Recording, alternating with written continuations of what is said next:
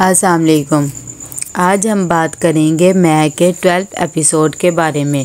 तो वीडियो शुरू करने से पहले हमारे चैनल को सब्सक्राइब कर लीजिए अगर अभी तक आपने नहीं किया, ताकि हमारी हर न्यू वीडियो आप तक पहुंच सके।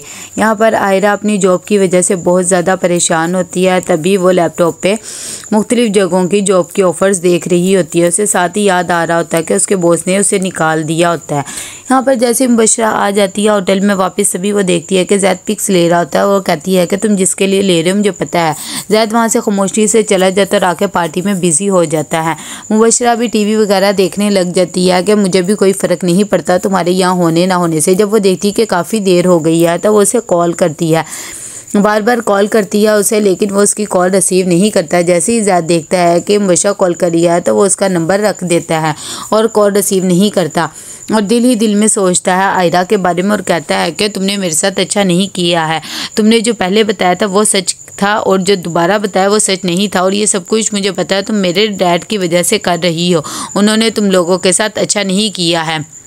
मुबशरा जब उसे बार बार कॉल्स करती रहती है तो वो उसे कॉल रिसीव कर लेता है और कहती है कि मुझे पता है ये सब कुछ तुम मुझे तकलीफ़ देने के लिए कर रहे हो। लेकिन ज़ैद उससे बात नहीं करता और फ़ोन स्पीकर पे कर ऑन कर देता है कि बोलती रहो। उसे इस बात पे बहुत ज़्यादा गुस्सा आता है। वो फ़ौरन अपने डैड को कॉल करती है मुबशरा और कहती है कि वो मुझे छोड़कर कमरे में गया हुआ है। सारी रात या तो सोता रहता है और या तो बाहर घूमता रहता है। दिन में आए तब भी मुझे लिफ्ट नहीं करवाता।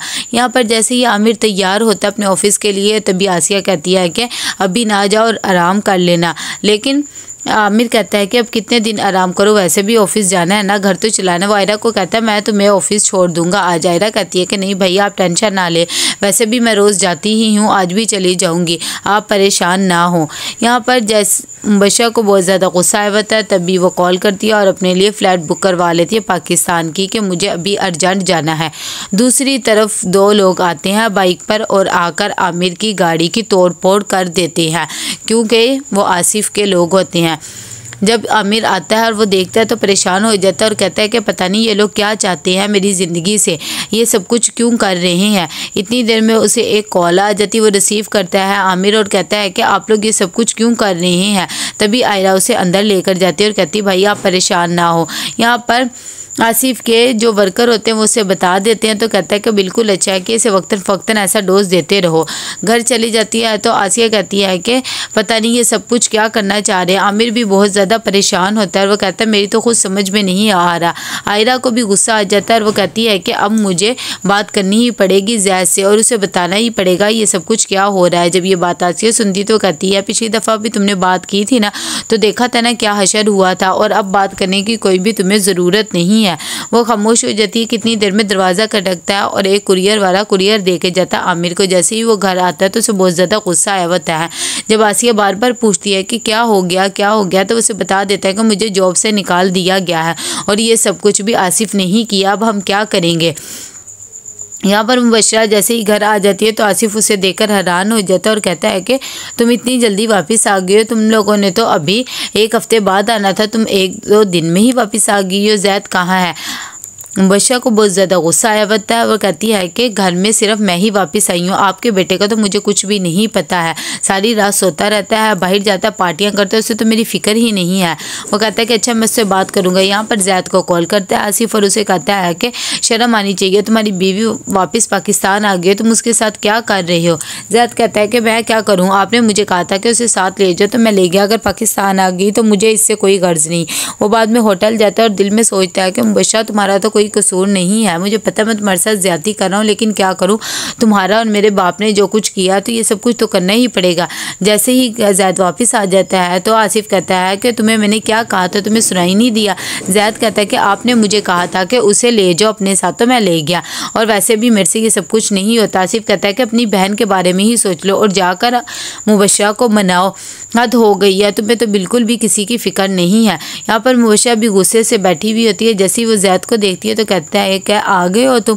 जैद उसे कहता है कि जाहिर बात है जब तुम मेरे बाप को ऐसे डराओ धमकाओगी तो आऊँगा है ना, वैसे भी वो तुमसे डरते होंगे, मैं नहीं। वो ये कह के बाहर चला जाने लगता है। तभी मुबशरा उसे रोकती है और कहती है कि तुम ये सब कुछ क्यों कर रहे हो और क्या चाहते हो, तुमने ये शादी इसलिए की थी कि मैं तुम्हारे साथ क्या कर रही हूँ। जैद कहता है कि शादी की तो क्या करूँ, मैंने शादी किया लेकिन ये सब कुछ मैं बस बर्दाश्त नहीं कर सकता। यहाँ पर जैसे ही मुबशरा गुस्से से अपने घर आती है, वो कशमाला को देखती है तो कहती है कि तुम यहाँ पर इंजॉय कर रही हो। कशमाला भी उसे देखकर हैरान हो जाती है और कहती है कि मुबशरा क्या हो गया है, बैठ के बात करते हैं। मुबशरा कहती है कि मैं कोई बैठ के बात नहीं करने वाली, जब तुम्हारा भाई मेरे साथ ऐसे सब कुछ कर रहा है तो तुम्हारे भी उसी के घर वापस भेजूंगी। वो यहाँ पर उसकी सारी पैकिंग वगैरह करती है। कशमाला उसे बहुत ज़्यादा रोकती है लेकिन मुबशरा किसी की भी नहीं सुनती। तो कशमाला कहती है कि मैं तो यहाँ से हरगिज़ नहीं जाऊँगी, वैसे भी ये तुम्हारा मसला है, मैं अपने शौहर के साथ बिल्कुल खुश हूँ। मुबशरा को गुस्सा आ जाता है, उसका बैग देती है और उसे धक्के मार के घर से निकाल देती है और कहती है कि अगर तुम्हारा भाई मुझे नहीं रख सकता तो तुम भी इस घर में नहीं रहोगी। जब वो घर चली जाती है तो बहुत ज़्यादा रोती है और कहती है कि ये सब कुछ क्या हो गया, जैद ने अगर शादी को निभाना ही नहीं था तो शादी की क्यों थी, उसकी वजह से ये सब कुछ मुझे बर्दाश्त करना पड़ा और कहीं ना कहीं मुबशरा गलत भी नहीं है। ये सब बातें आसिफ जब सुनता तो कहता है कि वो ये सब कुछ उस लड़की की वजह से कर रहा है।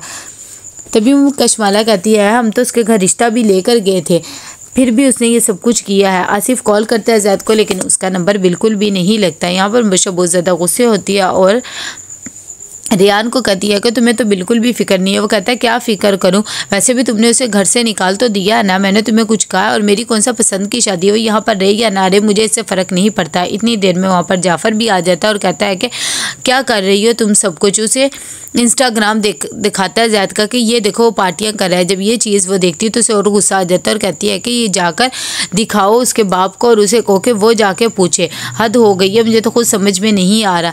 जब ये बातें पता लगती हैं तो आसिफ भी बहुत ज़्यादा परेशान हो जाता है और कशमाला भी। इतनी देर में जैद आ जाता है। वो कहती है कि बाबा आप इससे पूछे कि ये क्या चाहता है, मेरे तो कुछ समझ में नहीं आ रहा। जब आसिफ भी उसे देखता है तो उसे बहुत ज़्यादा गुस्सा आता है। तो कैसा लगा आपको ये एपिसोड, लाइक कमेंट शेयर करके लाजमी बताइएगा। अल्लाह हाफिज़।